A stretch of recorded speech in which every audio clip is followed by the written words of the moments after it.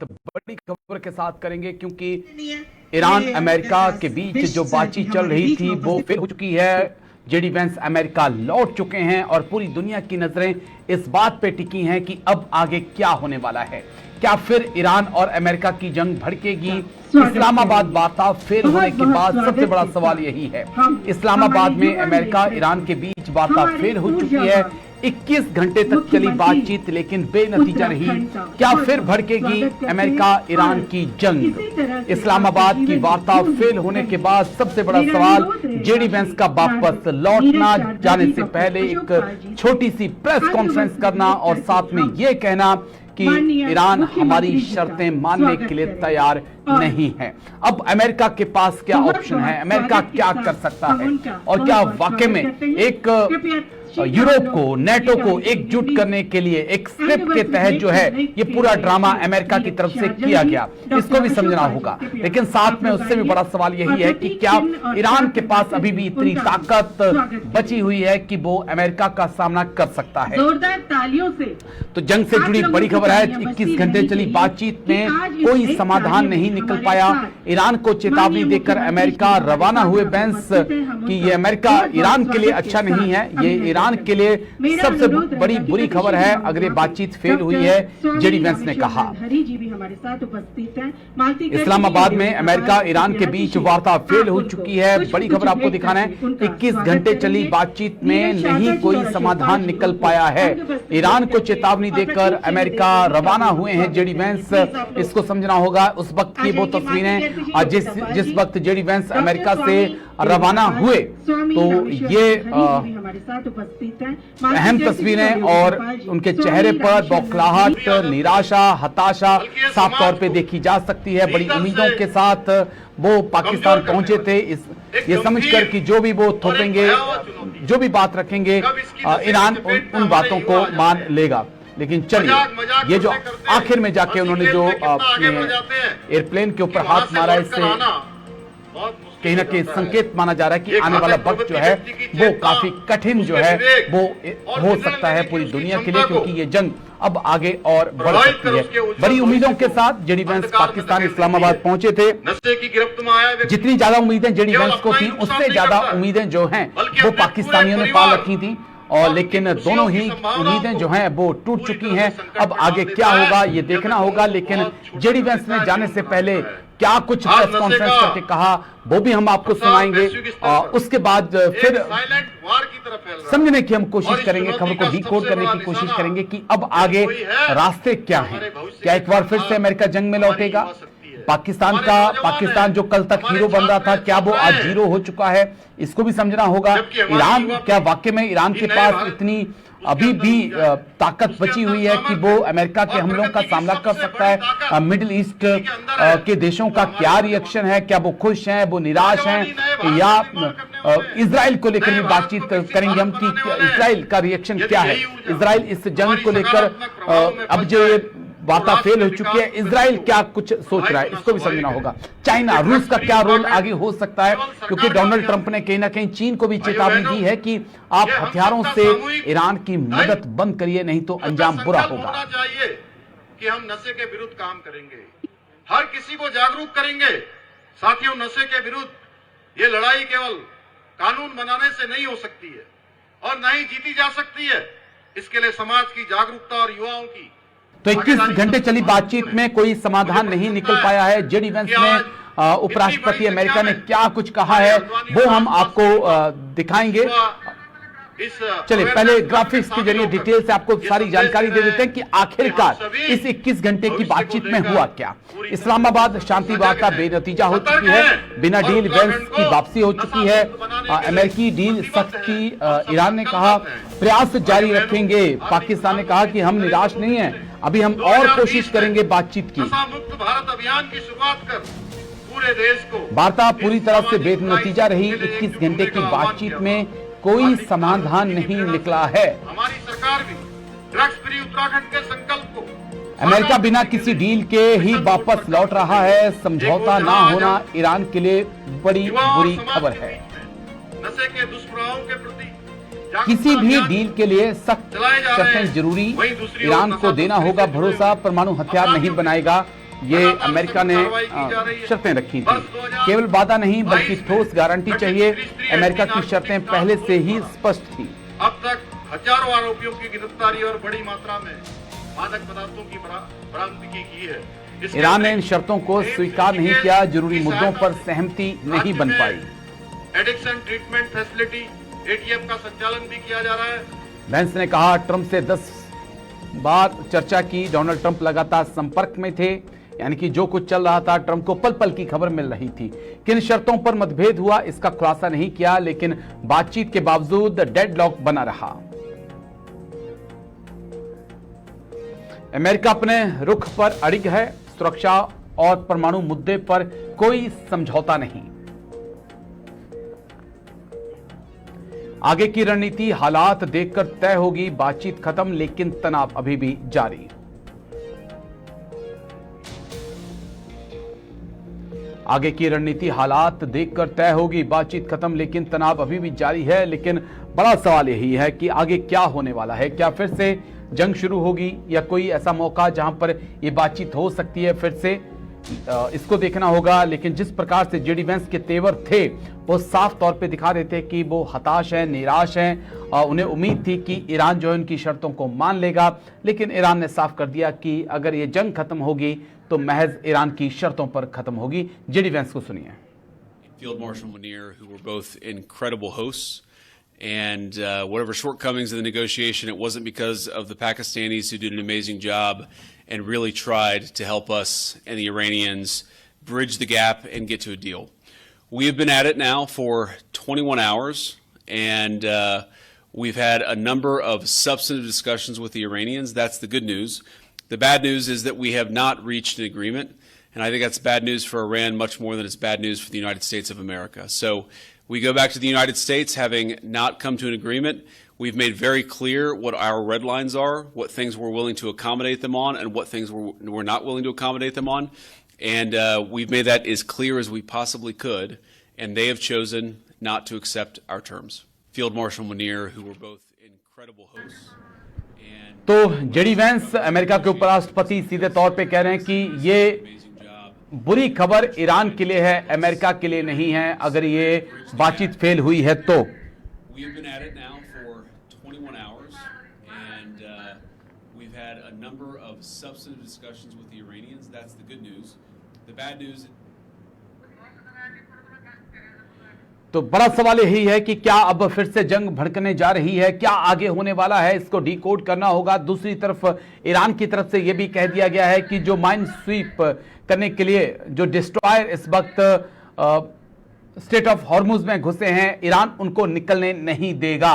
इस प्रकार की भी जानकारियां सामने आ रही हैं। तो ईरान क्या करेगा? क्या ईरान उन जो डिस्ट्रॉयर को खत्म कर देगा, तबाह कर देगा? फिर अमेरिका का रिएक्शन क्या होगा? और क्या ये एक स्क्रिप्ट के तहत पूरा ड्रामा अमेरिका की तरफ से रचा गया ताकि वो यूरोप को, दुनिया को दिखा सके कि वो तो ईरान के साथ शांति चाहता है लेकिन ईरान शांति नहीं चाहता है?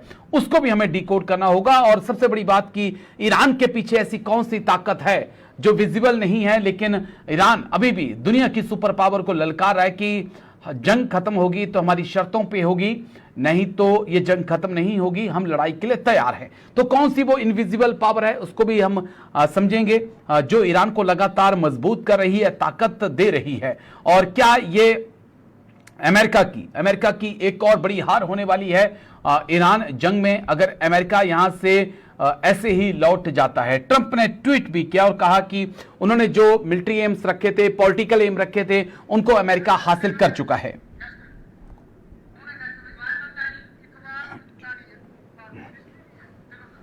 हमारे साथ जाने माने विदेश मामलों के जानकार इकबाल ममदानी जी जुड़ चुके हैं। बहुत बहुत शुक्रिया सर, थैंक यू समय देने के लिए। इकबाल जी, सबसे बड़ा और सबसे अहम सवाल जिस पर इस वक्त पूरी दुनिया की नजरें गड़ी हुई हैं, आगे क्या होने वाला है? बातचीत फेल हो चुकी है, जेडी वेंस वापस अमेरिका लौट चुके हैं और दुनिया यही समझ रही है कि आगे क्या होने वाला है। क्या ये जंग फिर से शुरू होगी या कुछ अलग हटकर आप देख रहे हैं?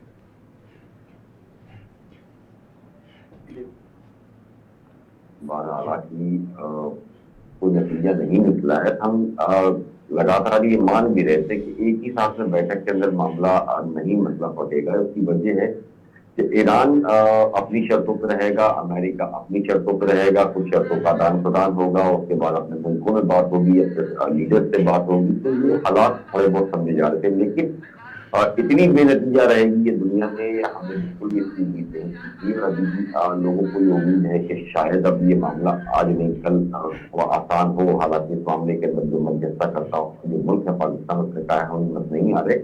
उसी तरीके से दुनिया के कई अलग अलग मुल्क जो इसके अंदर मध्यस्थता कर रहे हैं या जो इनके शिकार है, हर कोई चाहता है कि ये जंग जो है जल्द से जल्द खत्म हो जाए।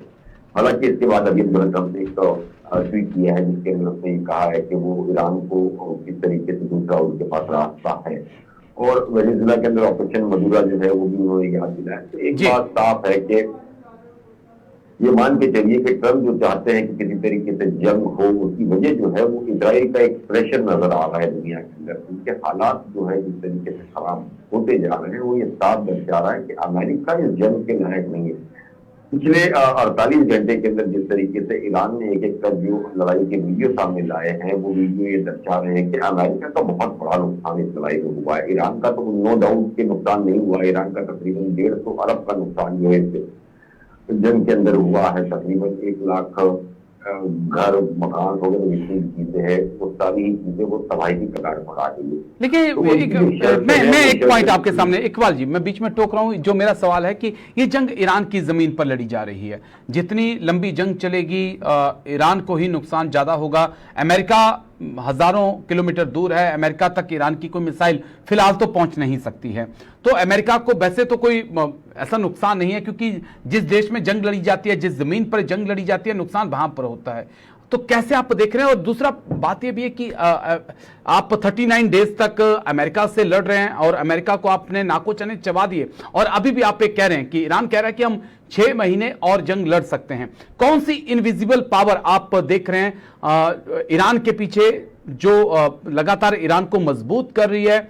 और क्या ईरान इन चीजों को नहीं समझ रहा है कि नुकसान उसको ज्यादा होगा क्योंकि अमेरिका बहुत दूर है? नहीं देखिए राजेश, इसके अंदर एक तो जो ईरान का कहना यह है कि वो अपनी जद्दोजहद के लिए अपने मुल्क को बचाने की लड़ाई लड़ रहा है, अपने अस्तित्व को बचाने की लड़ाई लड़ रहा है। वहीं अमेरिका जो है वो इजराइल के साथ मिलकर ऑयल और जो एनर्जी है उस पर कब्जा करने की लड़ाई लड़ रहा है। हालांकि अगर इस पूरे जंग को देखेंगे ना, तो एक चीज बहुत साफ है कि अमेरिका इस चीज में क्लियर नहीं है कि ये जंग की वजह क्या है, लेकिन इजराइल का ऑब्जेक्टिव बहुत साफ है। उसे पता है कि तबाही किधर और कैसे करनी है। वो उस ऑब्जेक्टिव जो है उसको क्लियर करके उतरा है कि ईरान तबाह हो या अमेरिका तबाह हो, हर तरह उसके पास जो सामान है वो अमेरिका से मिलना है, उसका कुछ जाना नहीं है, उसको सिर्फ पाना है। दूसरी तरफ उसने लेबनान की जो है हमले जारी रखे हैं, लेबनान की कई किलोमीटर की जो जमीन है वो कब्जा चुका है। तो हर तरीके से उसमें इजराइल जो है उस जंग को लेकर के फायदे में है। अमेरिका का नुकसान क्या होगा वो ज़ायनिस्ट लॉबी को कभी मतलब नहीं हो। उसका मतलब ये होता है कि हमें जो जंग लड़नी है, जो रिलीजियस जंग है ना चाहते हुए, उस जंग को हमें कैसे जीतना है उसको लेकर के वो बहुत साफ है। उस लड़ाई को लेकर वो आगे बढ़ते जा रहे हैं।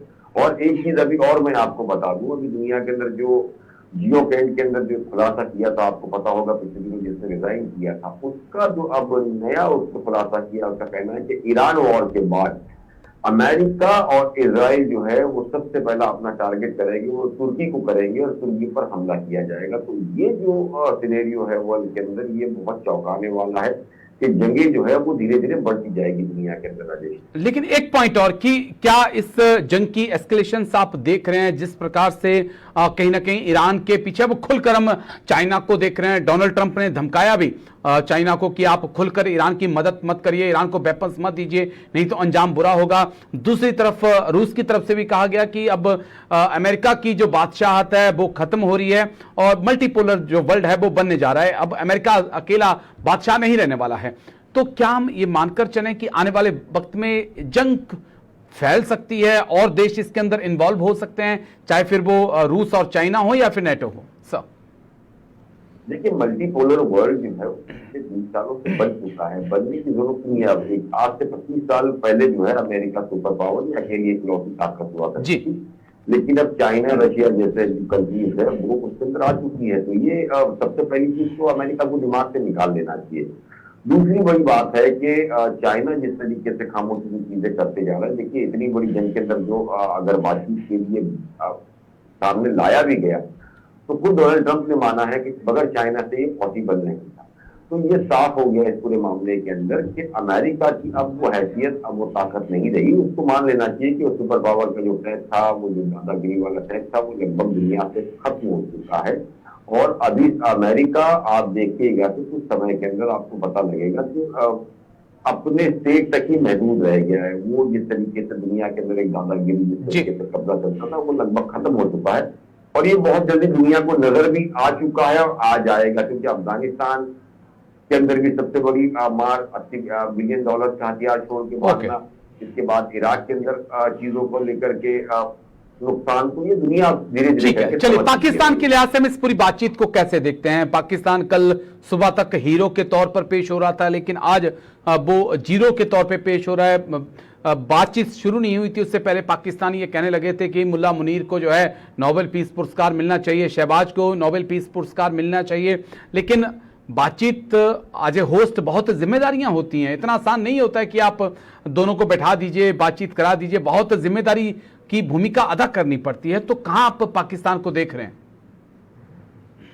देखिए, पिछले कुछ दिनों से जो ट्रेंड बदला है ना नोबेल पीस का, वो मुझे लगता है बड़ा अलग अलग तरीके से मांग की जा रही है। कभी डोनाल्ड ट्रंप के लिए की जा रही है, कभी मुनीर के लिए की जा रही है, शहबाज शरीफ के लिए की जा रही है। वो शहबाज शरीफ है जिसके लिए कहा जाता है टिश्यू शाइनिंग पॉलिश, वो बूट पॉलिश करने वाले प्रधानमंत्री है। तो ये तो ऑफिशियली स्टेटमेंट मतलब दुनिया ने मीडिया में दिया है। देखिए, और कोई बात है कि मैं एक चीज की कदर करूंगा कि उन्होंने जिस तरीके से कोशिश की कि जंग दुनिया में रोकी जाए, एक प्रयास किया, ये अच्छी चीज है और इससे फायदा पूरी दुनिया का होना था।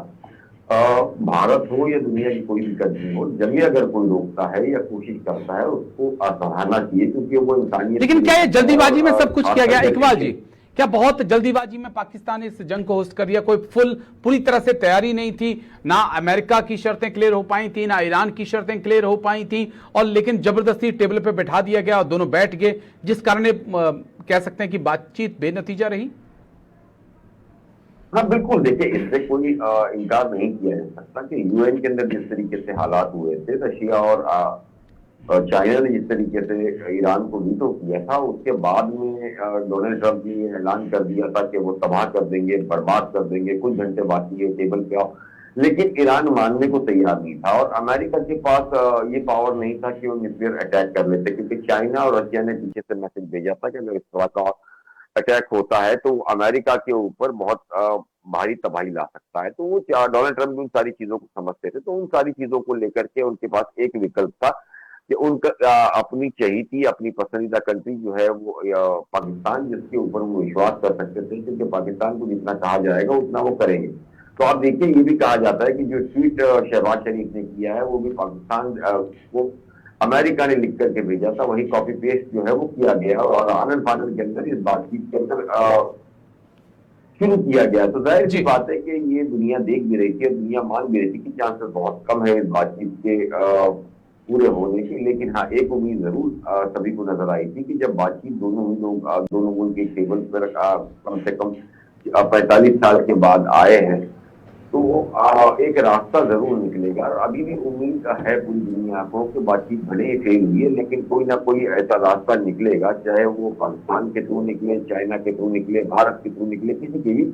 लेकिन अभी भी ये उम्मीद है कि ये जंग जो है वो खत्म हो सकती है। उसकी वजह है क्योंकि फिलहाल जो है, चाहे अमेरिका हो या ईरान हो, हर कोई एग्जिट चाहता है, हर कोई जंग से बाहर निकलना चाहता है। देखिए, अगर नहीं निकलना चाहता तो स्टेट ऑफ हॉर्मुज को लेकर के अमेरिका ये बयान नहीं देता कि ठीक है, आप अगर वहां टैक्स लगा रहे हैं तो हम और आप मिल करके करते हैं, जिसको ईरान ने साफ तौर पर मना कर दिया। तो इससे ये चीजें है कि वो एग्जिट दोनों ही चाहते हैं और दोनों ही ऐसा एग्जिट चाहते हैं जिससे अपने अपने मुल्क के अंदर वो अपना नाम करते हैं। आपका कहना है कि जो दोनों तरफ से शर्तें रखी जा रही हैं, चलिए बड़ी खबर आ रही है, उसके बाद मैं आपके पास लौट कर आता हूं इकबाल ममदानी जी। तो बड़ी खबर इस वक्त की, एक और सऊदी अरब के दौरे पर जाएंगे पाक पीएम शहबाज शरीफ। बड़ी खबर आ रही है, पाक पीएम का सऊदी दौरा जल्द संभव है। बड़ी खबर इस वक्त की, मध्य पूर्व चुनाव के बीच ये अहम यात्रा हो सकती है। बातचीत फेल होने के बाद इस यात्रा को काफी अहम माना जा रहा है। सऊदी अरब के दौरे पर जाएंगे पाकिस्तान के प्रधानमंत्री शहबाज शरीफ। पाक पीएम का सऊदी दौरा जल्द संभव समझना होगा। इकबाल ममदानी जी के पास हम चलेंगे। ये यात्रा बहुत मायने रखती है।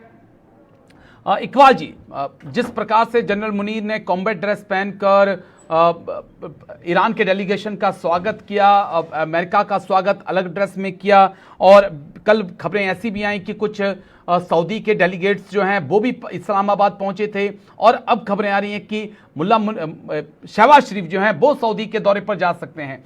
तो पाकिस्तान कोई बड़ी भूमिका एक और अदा करने वाला है, और ईरान को कल मुनीर ने मैसेज साफ दे दिया था क्या ड्रेस पहनकर कि हम अगर आप तैयार नहीं होते हैं तो फिर हम थोड़ा सा आक्रामक आपके खिलाफ हो सकते हैं। क्या मायने इस दौरे के जो सऊदी जा रहे हैं? देखिए, मुझे जो समझ में आ रहा है वो ये है कि पाकिस्तान चाहता है कि अमेरिका के और सऊदीया के ताल्लुकात बहुत अच्छे, और इस रीजन के अंदर सऊदी भी जानता है कि इस लड़ाई से उसका ही नुकसान है, अमेरिका का नुकसान नहीं होना है जी। क्योंकि जो तबाही हो रही है वो जीसीसी कंट्रीज की हो रही है, और उसके अंदर आने वाले दिनों में पाकिस्तान भी उसमें पिस सकता है। पाकिस्तान सीधे तौर पर मुझे नहीं लगता है कि इस लड़ाई में उतरेगा और जंग के अंदर ईरान के खिलाफ जाएगा। उसकी वजह है क्योंकि पाकिस्तान के अंदर जिस तरीके से पब्लिक का रिएक्शन आ रहा है, आर्मी उसको बखूबी जान रही है कि अगर हमने ईरान पर हमला कर दिया तो पाकिस्तान के अंदर विद्रोह हो जाएगा। पहले से ही एक बहुत बड़ी पार्टी के लीडर को उन्होंने जेल में डाला है, वहां उनको दबाने की कोशिश की जा रही है। लेकिन अगर ईरान का मसला होगा तो दोनों ही शिया सुन्नी जो समुदाय है वो खुल करके सड़कों पे आ जाएगी, और इस चीजों को लेकर के आर्मी या गवर्नमेंट को कंट्रोल करना बहुत मुश्किल होगा। तो ये कोशिश इनकी ये पूरी तरीके से रहेगी इस पूरे मामले के अंदर कि अमेरिका को समझाया जाए और किसी तरीके से बाहर निकला जाए। क्योंकि देखिए, सऊदी के कहने पे जो मिडिल ईस्ट की जीसीसी कंट्रीज है वो अमल करेगी, और हर कोई अब ये समझने लगा है कि इस जंग से धीरे से अमेरिका को बाहर निकाल करके किसी नई शक्ति को ला करके लेकिन ईरान की तो पावर है। देखिए, ईरान ने तो अपनी पावर शो कर दी है। इकबाल जी, ये तो आपको मानना पड़ेगा कि ईरान एक रीजनल बड़ी बिग पावर के तौर पर यहां पर निकलकर सामने आया है। तो क्या ये जो मिडिल ईस्ट के देश हैं वो ये कंसर्न नहीं कर रहे होंगे कि अगर अमेरिका यहां पर नहीं रहता तो फिर उनका क्या होगा? अगर अमेरिका ईरान को नहीं रोक पा रहा है तो क्या ये मिडिल ईस्ट के देश रोक पाएंगे? और क्यों हम देख रहे हैं कि यूएई, कतर, सऊदी कहीं ना कहीं अमेरिका से ये चाह रहे थे कि अमेरिका इस जंग को और खींचे ताकि ईरान की पावर कमजोर हो? देखिए, दुनिया के अंदर हमेशा से ही पावर चेंज होते रहते हैं। ठीक है, मुझे लगता है इस बार अमेरिका को दुनिया समझ चुकी है, और एक नया वर्ल्ड ऑर्डर जो है वो धीरे धीरे आएगा, और लोगों को समझ में आ भी रहा है। अभी अमेरिका जो है वो लायबिलिटी हो गया एसेट की जगह पर। तो अब कोई भी जो है दुनिया के अंदर एसेट रखता है, लायबिलिटी नहीं रखता है। अब उनको जो स्विच होते हुए नजर आ रही है, उनको समझ में आ रहा है कि चाइना जो है वो दुनिया को कंट्रोल करने की एक नई शक्ति का केंद्र बनता जा रहा है। तो हर कोई चाहता है कि ईरान जो है वो उसके ताल्लुकात चाइना से काफी अच्छे हैं। दूसरा, चाइना के कहने पर वो आगे नहीं आएगा। दूसरा, अमेरिका जिस तरीके से सुरक्षा ठीक है सकता है, तो चाइना जो है उसकी अगर गारंटी दे तो बहुत सी कंट्रीज जो है उसके लिए राहत होगी। दूसरी बड़ी बात है, जैसे मैंने कहा कि तुर्की पर हमला इजराइल और ये कर सकता है, तो उसमें अगर चाइना जैसी शक्ति आ जाती है, वो बड़ा इंटरेस्टिंग है। मुझे लगता है कि ये थोड़ा सा मुश्किल है क्योंकि तुर्की नेटो का सदस्य है, और अगर तुर्की के ऊपर हमला होता है तो फिर नेटो क्या करेगा? ये बड़ा थोड़ा सा मुझे लगता है कि सवाल हम रखते हैं। मैंने आपसे कहा कि जियो कैंट ने ये कहा है कि सबसे पहले अमेरिका जो है इस नेटो से बाहर निकलेगा, क्योंकि नेटो की 70% जो शक्ति है, जितना मतलब जो पैसा जाता है वो अमेरिका की तरफ से जाता है। तो उनका कहना है कि इजराइल अमेरिका जो है पहले नेटो से अलग होगा, क्योंकि आर्टिकल 5 जो है वो आर्टिकल 5 के तहत वो अब नेटो कंट्रीज पे हमला नहीं कर सकता है। लेकिन अगर अमेरिका बाहर निकलता है, नेटो टूटती है, तो उसके पास ये आसानी होती है कि वो अब आर्टिकल 5 के अंदर नहीं आता है, जिसके बाद ये तरह की चीजें संभव है। ओके, लेकिन अब मैं वापस ईरान और अमेरिका की इस जंग पर लौटना चाहूंगा। कहां आपको लग रहा है कि बनते बनते बात कहां बिगड़ गई? कल तो बड़ी खुशियां मनाई जा रही थी, कल कहा जा रहा था कि हो सकता है कि 2-3 दिन और बातचीत चले, लेकिन बड़ी खबर आ रही है। इस्लामाबाद में बातचीत बेनतीजा पर पाकिस्तान ने बयान दिया है। पाकिस्तान के उप प्रधानमंत्री इशाक डार का बयान, हम चाहते हैं सीज फायर बना रहे, इशाक डार ने कहा। पाक अमेरिका ईरान के बीच बातचीत की कोशिश करता रहेगा। इशाक डार ने कहा पाक अमेरिका ईरान के बीच बातचीत की कोशिश जारी रहेगी। बातचीत बेनतीजा है। इकबाल ममदानी जी के पास हम चलेंगे। इकबाल जी, मैं वही सवाल आपसे समझ रहा था कि कौन से वो पॉइंट थे जहां पर आकर बनते बनते बात बिगड़ गई। कल तक तो खबरें आ रही थी कि ये सुपर संडे होगा, शाम को हो सकता है कि एक टेबल पे दोनों देश बैठें और एक साथ प्रेस कॉन्फ्रेंस करें और कहें कि यस, हम सीज फायर के लिए तैयार हैं, युद्ध विराम होगा। कहां बात बिगड़ गई बनते बनते? इकबाल जी देखिए, मैं आपको बता दूं, मामला हर कोई हम जानते थे कि इतना आसान नहीं है कि सीधे सीधे जाकर के वो मामला पड़ जाएगा, क्योंकि उसके अंदर स्टेट ऑफ हॉर्मुज़ हो गया, न्यूक्लियर हो गया। ये ऐसे मुद्दे थे जो आसान नहीं थे और इससे मुझे लगता है कि इतनी आसानी से दुनिया समझ भी लेती। तो इन मुद्दों पर लेकर के, न्यूक्लियर को लेकर के ईरान ने पहले ही साफ कर दिया है कि वो समझौता करने के मूड में नहीं है। स्टेट ऑफ हॉर्मुज़ जो है इसको लेकर के मूड में नहीं है। तो स्टेट ऑफ हॉर्मुज़ को लेकर के अमेरिका चाहता है कि अगर उसे बीच में डाला जाए तो वो टैक्स वसूली की जा सकती है। दूसरी, न्यूक्लियर को लेकर के ईरान ने पहले ही किया है कि वो अपना वेपन्स नहीं बनाएंगे, लेकिन अब उन्होंने ये भी साफ कर दिया है कि वो जल्द एक न्यूक्लियर कंट्री बनेगी, क्योंकि उनको एक चीज समझ में आ रही है कि जिस तरीके से हमें प्रेशर में दबाया जा रहा है, अगर हमारे पास नॉर्थ कोरिया की तरह न्यूक्लियर शक्ति होती तो शायद हमारे साथ इस तरह चीजें नहीं होती। तो अब जाकर के वो ये मान रहे हैं कि हम आने वाले दिनों में न्यूक्लियर पावर बनेंगे। ये ऑफ द रिकॉर्ड वो चीजें कह भी रहे हैं, लेकिन फिलहाल इस वार्ता के अंदर उनका कहना है कि नहीं, वो न्यूक्लियर पावर का जो इस्तेमाल है वो अलग अलग चीजों के लिए करने वाले हैं, लेकिन हम वेपन नहीं बनाएंगे। लेकिन मुझे नहीं लगता है, अब दुनिया ये सारी चीजों को समझ भी रही है कि ईरान कुछ दिनों के अंदर न्यूक्लियर पावर शक्ति बन सकता है। दूसरी जो बड़ी चीज है लेबनान एक बहुत बड़ा मुद्दा है, जिसको लेकर के ये वार्ता जो है विफल हो सकती है, क्योंकि इजराइल नहीं चाहता कि लेबनान के ऊपर समझौता हो और ईरान, लेबनान, यमन इसके बिना बाहर जाएगा नहीं इस पूरे मामले के अंदर। एक चीज हो सकती है, जो एसेट वाला मामला था उसको एक बार माना जा सकता है, क्योंकि 105 अरब के जो एसेट पूरी दुनिया के अंदर है, जिसके अंदर वो एक तरीके से पहले ग्रीन सिग्नल आ भी गया था, बाद में व्हाइट हाउस ने उन सारी चीजों को मना कर दिया था कि जो ठीक है। यही आपका कहना है कि 3 बड़े अहम पॉइंट थे। पहला पॉइंट अगर हम रखें तो वो न्यूक्लियर पावर को लेकर था, दूसरा स्टेट ऑफ हॉर्मुज़ को था, और जो संपत्तियां ईरान की जब्त की गई थी उसको लेकर जो है कहीं बात नहीं बन पाई। लेकिन शुक्रिया, बहुत बहुत शुक्रिया इकबाल ममदानी जी, आपका हमारे साथ जुड़ने के लिए, तमाम पहलुओं पर इतनी बारीकी से अपनी बात रखने के लिए। डिफेंस स्पेशल में आज इतना ही। कल फिर होगी मुलाकात। दीजिए इजाजत। नमस्कार।